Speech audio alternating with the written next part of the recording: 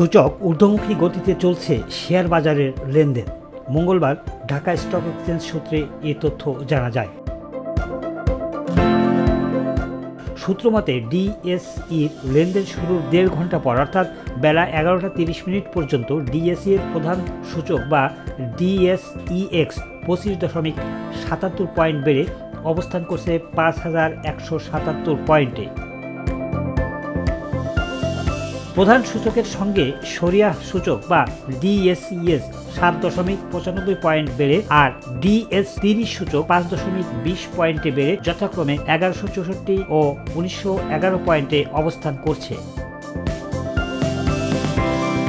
আলোচ্য সময়ে ডিএসইতে মোট 127 কোটি 59 লাখ টাকার শেয়ার ও ইউনিট লেনদেন হয়েছে। এ সময় লেনদেন হওয়া কোম্পানিগুলোর মধ্যে দাম বেড়েছে 283টি, কমেছে 48টির ও অপরিবর্তিত রয়েছে 54টি কোম্পানির শেয়ার দর।